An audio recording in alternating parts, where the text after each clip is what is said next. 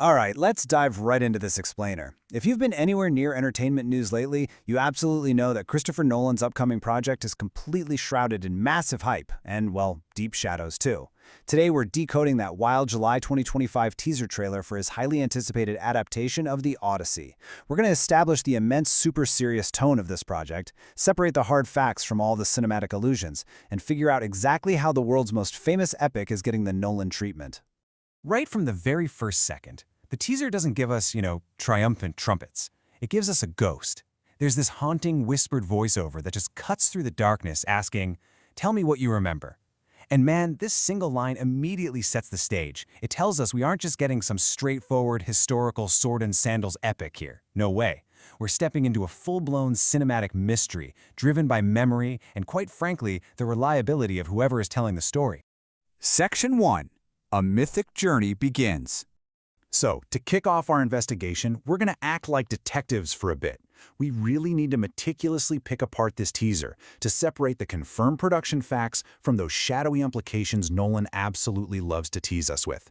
Just look at the shattered, half-sunken deity bust staring up into that dark, ember-filled sky with the tagline, "Defy the Gods." It perfectly encapsulates the monumental scale of the film and its core conflict.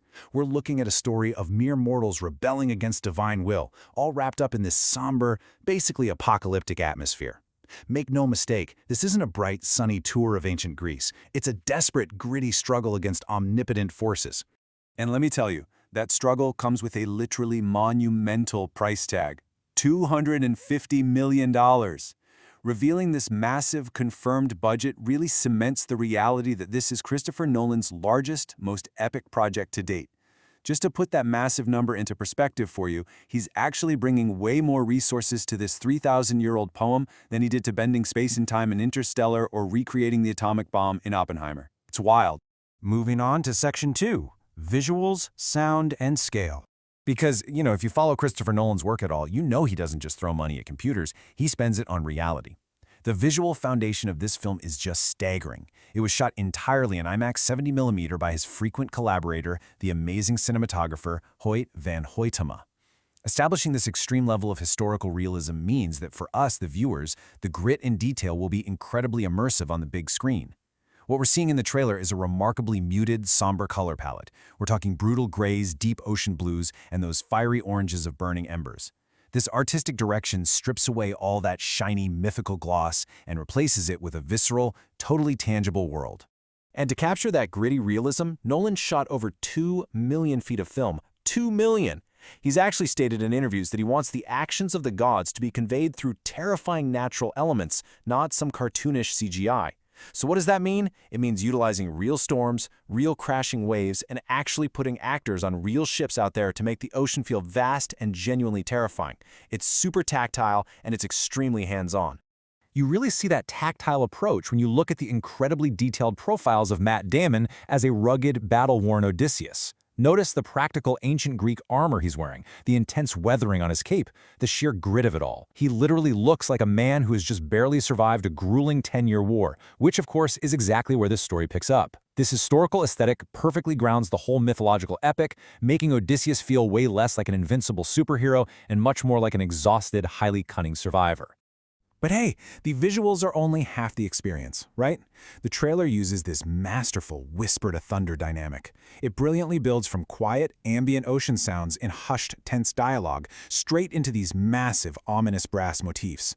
And pulling the strings behind all of this audio is the Oscar-winning composer Ludwig Göransson.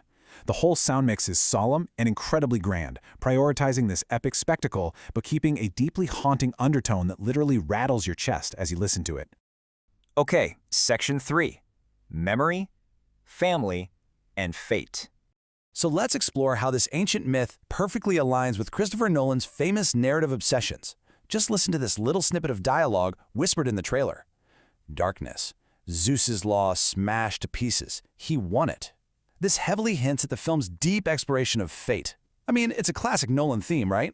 Protagonists testing the very limits of their destiny, constantly pushing against the rules of their universe.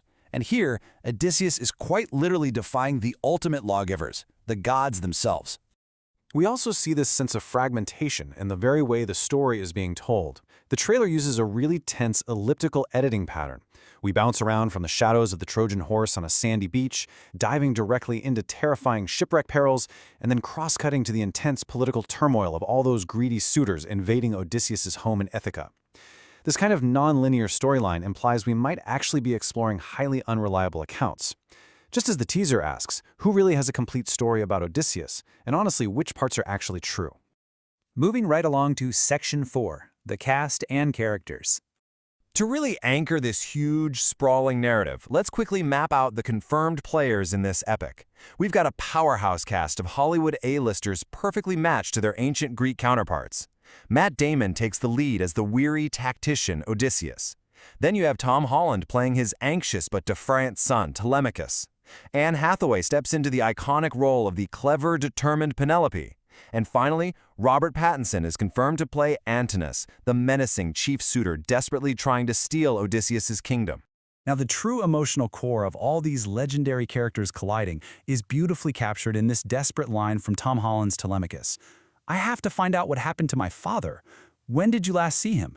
This intense quest for a lost parent really echoes those profound parent-child themes we've seen a bunch in Nolan's past work, like in Interstellar, for instance.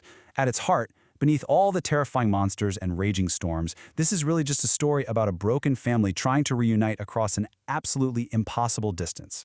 And trust me, the plot is incredibly intricate. It's like a giant puzzle. When you look at the mapping of loyalties and enemies, you see Odysseus completely caught in the middle. He's being held captive by Calypso, he's forced to fight the Cyclops, who remember is the son of the powerful sea god Poseidon. And meanwhile, back at home, his wife Penelope and his son Telemachus are being endlessly antagonized by Antinous. It forms this brilliant, tangled web of high-stakes political drama, seamlessly interweaved with an epic tale of survival. And our final section, Section 5, Fact versus Future Speculation. As we enter the final phase of our investigation, it's time for a little myth-busting exercise. We really need to clearly separate what we know as absolute hard production facts from what the trailer's shadowy imagery merely suggests. On one hand, we have our confirmed facts. The human cast is officially locked in, and the production clearly adopts the events immediately following Homer's Iliad. But on the other hand, we have the trailer's shadows. We see these massive, unearthly silhouettes and hear whispers about unseen gods. The marketing strongly hints at elements of survival horror for sure, but we definitely have to be careful not to present speculation as absolute truth just yet. For instance, let's talk about Polyphemus. He's the infamous one-eyed Cyclops from Homer's original text. Those massive, terrifying shadows crashing through the trailer strongly suggest that iconic monsters like him, or maybe even those ship-devouring Lustrogonians, are definitely in the film. It perfectly fits the lore, right? But honestly, we are still waiting for official confirmation from Nolan's camp on exactly how or even if these supernatural entities will be fully portrayed on screen versus maybe just being left to our terrified imaginations. Now, what is absolutely not left to the imagination is the release strategy. The trailer closes out with this definitive title card, A Journey Begins 1726. Setting a firm stake in July 2026 really emphasizes that this will be an exclusive, IMAX-only theatrical event. So no streaming option here right out of the gate, guys. It's a prestige, serious epic aimed squarely at mature audiences who want to literally feel the immense weight and scale of traditional multiplex viewing. Which leads us with this final, thrilling question to ponder. We all know the basics of the Trojan horse and the long journey home. But how will Christopher Nolan's signature obsession with fractured time and unreliable memory fundamentally change a 3,000-year-old story we thought we already knew? Is the myth actually just a story a traumatized soldier tells himself to cope? I don't know about you, but I absolutely cannot wait to find out how the world's oldest epic transforms through this incredible lens.